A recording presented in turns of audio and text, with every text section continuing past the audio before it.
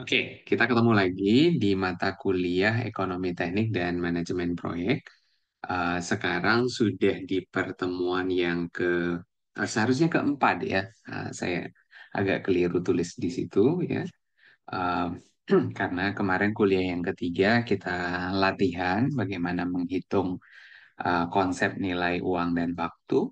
Nah, sekarang kita bicara tentang satu materi yang sebenarnya sangat menarik juga sebagai bahan evaluasi. Apakah investasi yang akan dilakukan dalam sebuah proyek itu layak untuk dilanjutkan atau butuh penyesuaian, atau bahkan pilihan ketiga adalah memang tidak layak untuk dikerjakan. Jadi lagi-lagi ini dalam konteks perencanaan dalam sebuah proyek gitu ya. Kita punya tiga target utama dalam aktivitas hari ini, gitu ya. Konsep dasar tentang cash flow dulu, gitu ya. Terus kemudian eh, kita coba melihat ya bagaimana penyusunan sebuah cash flow sederhana, gitu. Kemudian menganalisis cash flow untuk menentukan kelayakan finansial dari sebuah proyek ya. Yang seperti yang kita ketahui saat kita belajar kelayakan tersebut, feasibility study, gitu ya, yang kita pelajari di mata kuliah yang lain nanti, tentunya tidak hanya bicara tentang uh, kelayakan saja, gitu, finansial saja, gitu ya. Tapi juga akan bicara dari aspek yang lain, gitu ya. Tidak hanya finansial saja, tapi ada misalnya aspek lingkungan, gitu ya. Ada aspek apa, sosial, ya. Ada aspek kelembagaan, gitu. Itu yang dilakukan uh, pada studi kelayakan, ya. Jadi ada studi kelayakan yang secara umum feasibility study ini tidak hanya bahas sebenarnya yang ekonomi saja, tapi ada aspek misalnya kelembagaan tadi, ya, aspek teknis, ya, aspek sosial masyarakat, gitu ya. Dan salah satunya adalah aspek finansial. Tapi karena kita sedang dalam mata kuliah ekonomi teknik, maka kelayakan yang akan kita bahas adalah kelayakan yang berhubungan dengan aspek finansial. Eh, Selanjutnya adalah mata kuliah kita hari ini, kita akan bahas beberapa hal, yaitu yang pertama berhubungan dengan cash flow, gitu ya. Eh, kan teman-teman bukan dari ekonomi gitu ya, jadi perlu awalan terlebih dahulu supaya punya gambaran apa yang akan dilakukan, gitu ya. Tapi harapannya kuliah kita tidak hanya mengandalkan apa tanya jawab atau eh, penjelasan secara online seperti ini, gitu ya. Tapi teman-teman perlu mencatat, gitu ya. Terus kemudian yang kedua perlu membaca referensi. Referensinya saya sudah kirimkan. Mudah-mudahan sudah bisa dipahami, gitu ya. Dan setiap pertemuan itu kan pertemuan ke depan apa, pertemuan ke depan apa itu sudah ada di dalam materi kuliah yang pertama, gitu. Ya mungkin akan geser sedikit lah. Misalnya contoh di pertemuan pertama kita bahas tentang cash flow ini itu ada di pertemuan yang ketiga, gitu, sesuai dengan judul kuliah tadi, gitu ya. Tapi hari ini pertemuan yang keempat karena ada kebutuhan untuk mengerjakan tugas sebelumnya.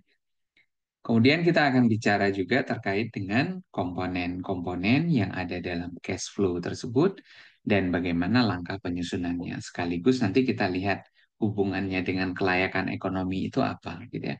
Kelayakan finansial itu apa. Oke, selanjutnya adalah yang pertama, gitu ya. Yang pertama adalah kita bicara dulu definisi, gitu ya. Cash flow itu atau arus kas, ya, ya mungkin pernah lah melihat laporan keuangan, gitu ya, yang digunakan berapa, yang didapatkan melalui pendapatan berapa, gitu ya. Jadi secara pengertian cash flow ini laporan ya. Jadi dia adalah laporan yang mencatat semua aliran uang masuk dan uang keluar. Berarti ada dua hal ya. Bagaimana yang kita dapatkan dan bagaimana yang kita keluarkan untuk pembiayaan dari kegiatan tersebut. Dalam konteks sekarang ini kita bicara proyek gitu ya. Dalam suatu periode waktu tertentu gitu ya. Jadi sebenarnya di sini bisa dilihat juga untuk materi yang kedua nanti ya. Ada minimal dua komponen, yaitu yang in dan yang out. Jadi kita sebut dengan istilah cash inflow, ya, aliran uang masuk gitu ya. Di situ tulisannya aliran tunai masuk gitu. Ya. Nah, cash itu tunai gitu, tapi artinya tidak hanya dalam bentuk tunai yang kita pegang saja kan. Sekarang uang bahkan tidak kita pegang. Gitu. Mungkin ada sekarang orang yang kemana-mana tidak lagi bawa uang gitu. Ya. Cukup bawa HP atau bawa kartu gitu. Nah, pendapatan cash flow ini ya ada dua. Yang pertama adalah berhubungan dengan uang masuk dan ada uang keluar. Ya. Dari mana saja uang masuk tersebut? Tentunya dari pendapatan dari proyek tersebut. Nah, saat proyek itu nanti digunakan, berarti dalam tahapan operasional. Oh, ada air bersih yang dihasilkan. Kemudian orang menggunakan air bersih tersebut, terus kemudian dia harus bayar sesuai dengan standar yang ada. Berapa rupiah per meter kubiknya, berapa rupiah per liternya, begitu. Jadi ada pendapatan dari proyek yang dilakukan.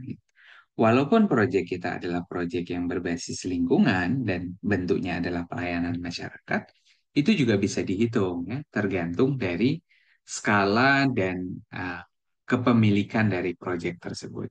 Misal proyek tersebut memang urusannya dengan air bersih, tapi saat dimiliki oleh swasta misalnya gitu, atau dimiliki oleh perusahaan, baik itu perusahaan swasta maupun perusahaan daerah gitu, mereka akan bicara tentang bagaimana ada uang yang masuk dari pengerjaan proyek tersebut. Gitu ya. Terus kemudian uang masuk berikutnya dari investasi. Kita udah bicara di minggu-minggu kemarin ada kapital ya, return of ROC dan ROI ya, return of capital and return of investasi ya.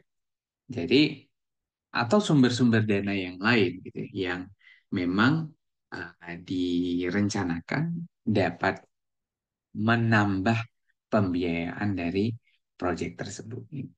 Ya, misalnya gini, ada proyek air bersih, tapi pendanaannya dari luar negeri, gitu ya. Sangat sangat oke, gitu ya. Dari lembaga donor, dari NGO luar negeri, terus kemudian masuk. Nah, itu dihitung sebagai cash inflow gitu ya, yang harus tercatat sehingga uang yang masuk dan uang keluar itu harus uh, stabil gitu ya.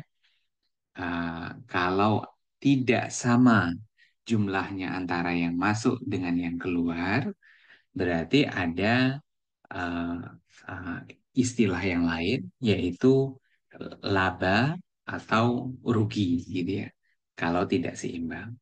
Tapi kalau tidak seimbang, kalau laba atau rugi ini tidak seimbang ini ada uangnya, gitu. Baik berbentuk maupun tidak berbentuk, tapi ada, ya, ada barangnya, ya. Tercatat. Nah, itu oke, gitu ya. Walaupun tidak seimbang tadi. Oh, kalau yang lebih tinggi inflow, lebih rendah outflow, berarti dia untung, gitu. Tapi kalau rendah inflow, outflow-nya lebih tinggi, berarti dia buntung, gitu ya. Berarti dia rugi, gitu ya.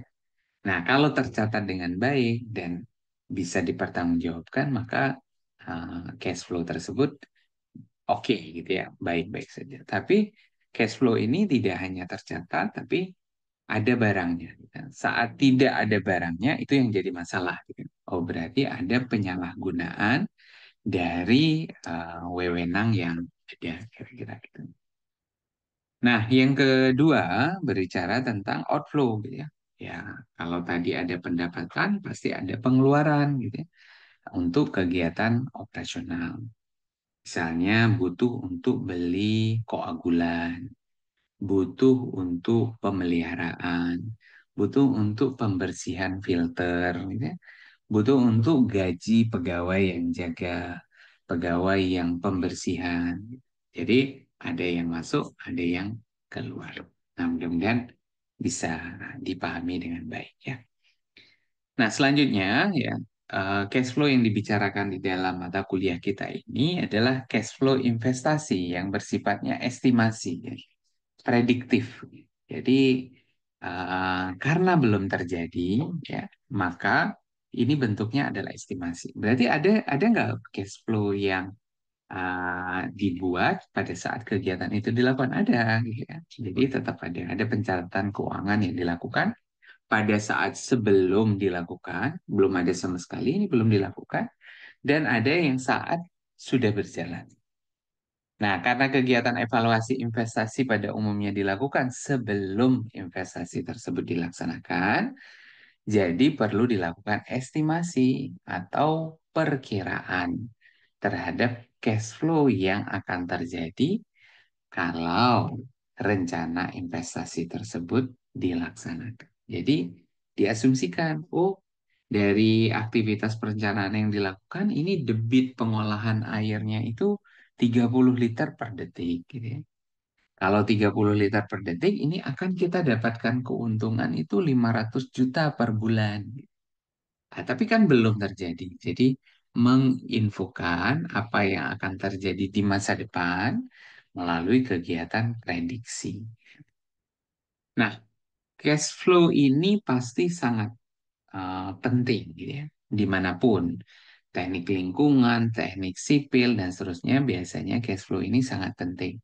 Salah satunya untuk mengukur kesehatan finansial project ya. Jadi kalau proyeknya tidak sehat secara finansial, maka gitu ya, proyeknya bisa di stop tuh ya sama ownernya.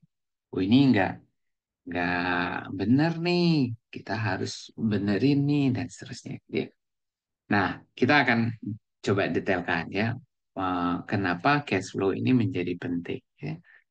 Yang pertama, cash flow ini untuk menilai kinerja proyek. Artinya membantu mengetahui apakah proyek ini menghasilkan keuntungan atau kerugian, gitu ya, dari sisi kinerja finansial. Kan.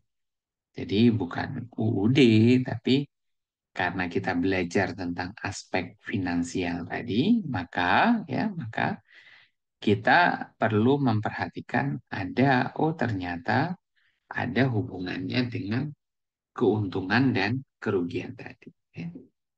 Mengelola likuiditas, ya, memastikan bahwa proyek ini memiliki cukup kas ya, untuk menutupi biaya operasional harian. Jadi dia ada ada barangnya ya, yang bisa digunakan untuk operasional. Jangan sampai proyeknya itu berhasil dibangun, tapi tidak bisa dioperasionalkan karena biayanya sudah tidak ada. Gitu ya. Nah, ini perlu direncanakan dengan baik. Dan yang terakhir adalah menyusun strategi keuangan. Ya. Strategi keuangan itu tidak hanya sekedar laporan terus kemudian kita bisa lihat untung dan rugi saja, tidak. Tapi laporan keuangan itu juga sangat penting untuk menyusun strategi. Oh, kita harus jualan di mana? Kita harus evaluasi harga. Oh, sekarang harganya jadi mahal-mahal semua ya. Jadi kita perlu pertimbangkan ada kenaikan dari harga yang ada. Nah, contoh kita kasih contoh ya. Tadi walaupun sebenarnya dari pengertiannya saja sudah sangat jelas gitu. Kalau nggak jelas lagi nanti video ditampilkan, dimasukkan ke YouTube gitu ya, supaya teman-teman bisa mengulang kalau diperlukan gitu ya. Terus kemudian selanjutnya adalah, oke, kenapa dia? Ini dia.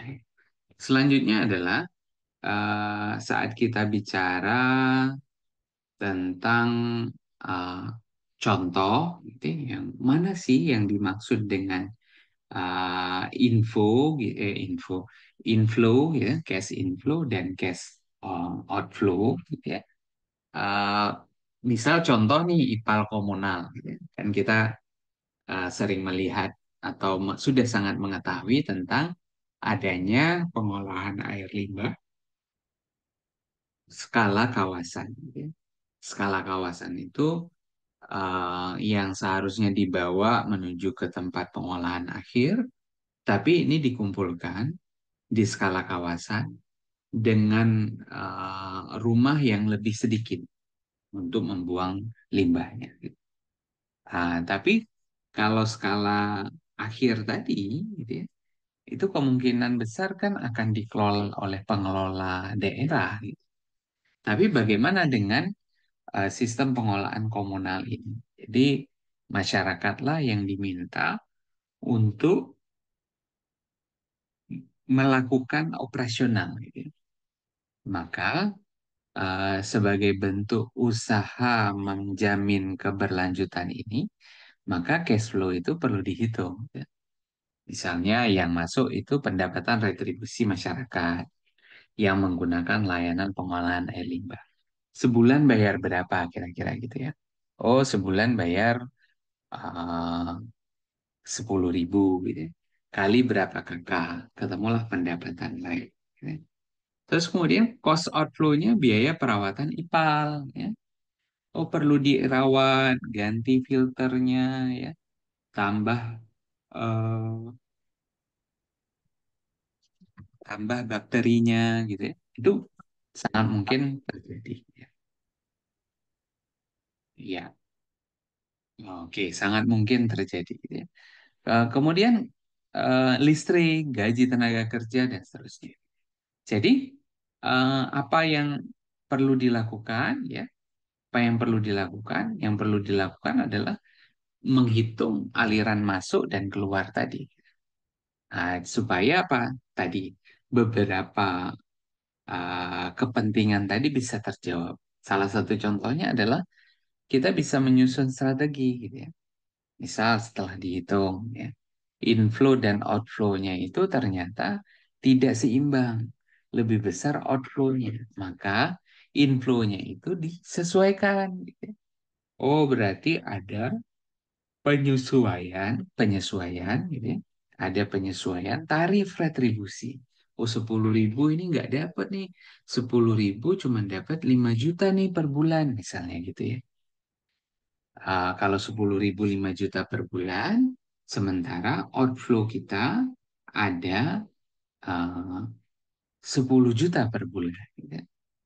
Oh, berarti salah satu strateginya adalah menaikkan retribusi yang ada. Oh, kita nggak bisa, Pak. 10.000. Kita minimal harus misalnya 15.000.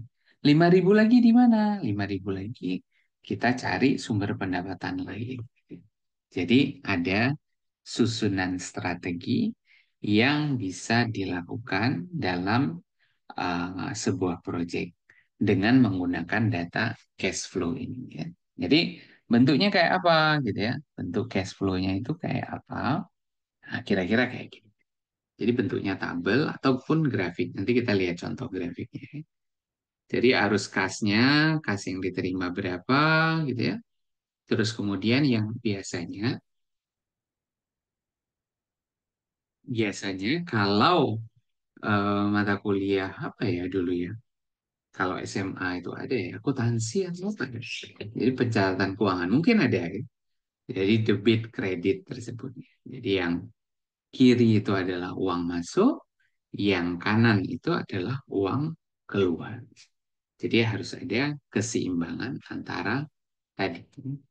Nah, kalau dilihat di sini Pak, ada kas ya, kas yang ada di awal dan ada di akhir periode. Jadi awal dan akhir ini menjadi hal yang penting untuk bisa menentukan strategi berikutnya gitu. Misal ya, ini nggak update nih gambarnya ya. 31 Januari 2024 ya. Tim sudah membuat bahwa di akhir Januari ini ada saldo misalnya 2,1 miliar. Gitu ya. Terus kemudian di akhir periode, berarti pada saat pelaporan di bulan Februari, ada informasi dulu bahwa ada saldo ya, Januari itu sebesar 2,1 miliar. Barulah selanjutnya. Nah, kita ingin lihat apakah outflow-nya melebihi angka 2,1 atau di bawahnya gitu. Jadi untuk menentukan inflow yang cocoknya itu berapa kira-kira. Jangan sampai ya rugi ya. Nah, tadi bicara dengan aspek kebijakan gitu ya. Oke. Nah, mudah-mudahan suara saya masih terdengar dengan jelas nih ya. Oke. Saya coba uh, sedikit lagi ya di bagian yang pertama ini. Yang berikutnya, nah contoh studi kasus. Tadi kita sudah bahas banyak, tapi kita coba cepat saja ya. Ada kasus pembangunan IPAL komunal di sebuah desa ya. Proyek ini bertujuan untuk mengolah air limbah domestik dari 500 rumah, 500 kakak. Karena iurannya tidak perorangan, tapi per rumah yang sudah menjadi bentuk konversi dari perorangan juga, maka ditentukan adalah kakak. Nah, proyek ini akan menghasilkan pendapatan dari retribusi layanan pengolahan air limbah dengan biaya operasional yang harus dikelola dengan baik untuk menjaga keberlangsungan proyek. Jadi keberlanjutannya itu harus dipertimbangkan. Nah, bagaimana nih dihitung gitu ya? Misalnya apa? Aliran uang masuknya dari retribusi masyarakat ditentukan 10.000 per bulan per rumah. Ya. Berarti kalau tadi ada 500 dikali 10.000 ya ketemu angkanya. Kemudian ada hibah masyarakat untuk pembangunan awal sebesar 200 juta. Karena ini belum dilakukan. Terus kemudian ya aliran dana keluar atau outflow ya, berupa apa? Investasi awal. Pembangunan IPAL dengan fasilitas yang ada itu sejumlah 150 juta. Nah, teman-teman bisa lihat tuh investasi awal 200, kemudian dibangun 150. Berarti masih ada sisa nih ya, biaya untuk keperluan yang lain. Kalau tidak ada keperluan yang lain, maka dia bisa disimpan ya menjadi tabungan untuk aktivitas yang lain. Tapi kalau bentuknya adalah tadi ya, ada lembaga donor yang menyerahkan, maka kita wajib membuat laporan saat ada biaya yang tidak sesuai dengan perencanaan, maka biaya tersebut diminta untuk dikembalikan. Ya. Jadi modelnya kayak gitu. Terus kemudian apa yang perlu dilakukan ya? Jadi dari 200 juta hibah tadi ya ditambah dengan 60 juta. 60 juta itu dari mana?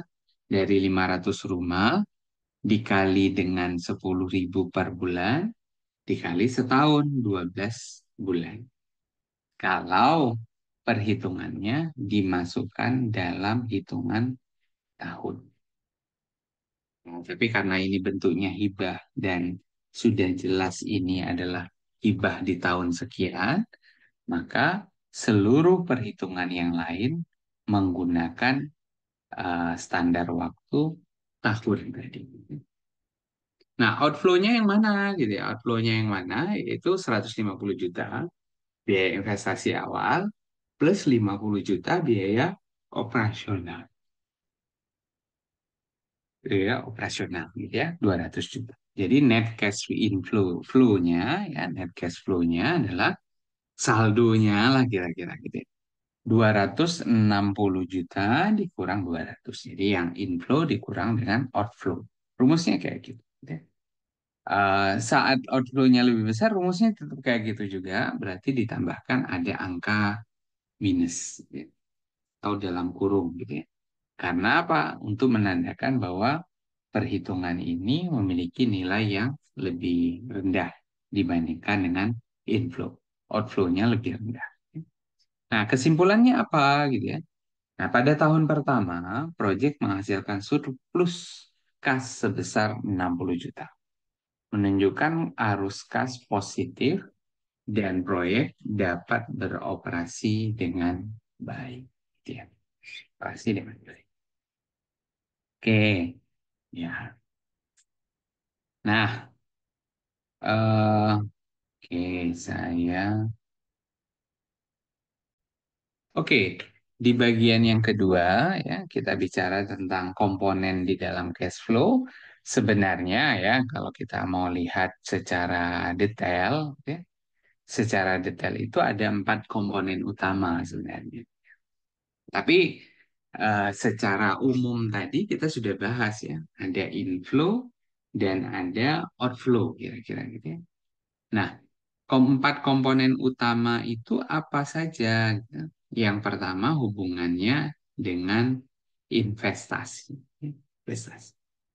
Biaya yang masuk ke dalam proyek tersebut, gitu ya, bukan mungkin yang punya proyek, tapi ada orang lain sebagai investor, oke saja, tapi ada uang yang masuk. Kemudian ada operational cost, ada maintenance cost. Jadi kalau mau digabung sih oke ya. Tapi sering disebut sebagai OM ya, operational and maintenance ya. Atau OP, operasional dan pemeliharaan. Itu memang ada istilahnya. Operasional yang mana, pemeliharaan yang mana ya.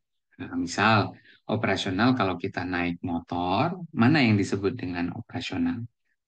Yang disebut dengan operasional pada saat kita naik motor adalah ngisi bensinnya. Si bensin untuk menunjang supaya motornya bisa nyala, bisa hidup, bisa pergi bawa kita ke tempat yang kita inginkan. Tapi mana maintenance? Maintenance itu adalah perawatan, pemeliharaan, biaya yang dikeluarkan untuk servis motor tersebut, gitu ya. Sehingga biaya servis motor tidak masuk ke dalam biaya operasional. Jadi kalau dipisah, karena operasional ini sifatnya periodik, ya, harian, bulanan, tahunan. Tapi maintenance cost ini mungkin sifatnya tidak periodik secara utuh gitu ya. Tapi ada memang jadwal berdasarkan misalnya kilometer untuk servis kendaraan dan seterusnya. Nah, yang terakhir adalah benefit. Jadi untuk tadi ya, apa sih sebenarnya apa namanya eh, proyek ini berlangsung itu untuk apa? Gitu ya. Hmm. Oke, terus kemudian selanjutnya, nah ini bisa dilihat modelnya grafik ya. Jadi investasi, nilai sisa, ya, sisa saldo tadi, benefit, kemudian ada operational cost dengan kemudian maintenance cost. Ya, ya, 1, 2, 3, 4, 5 sampai N tersebut adalah waktu. Ya. Jadi saat dibuat nanti akan naik turun, ya. Benefitnya lebih rendah, cost-nya lebih tinggi, gitu. Tapi tingginya ke bawah. Ya. Jadi eh, ada hubungan keseimbangan. Nanti di bagian akhir kita akan lihat equivalent. Ya.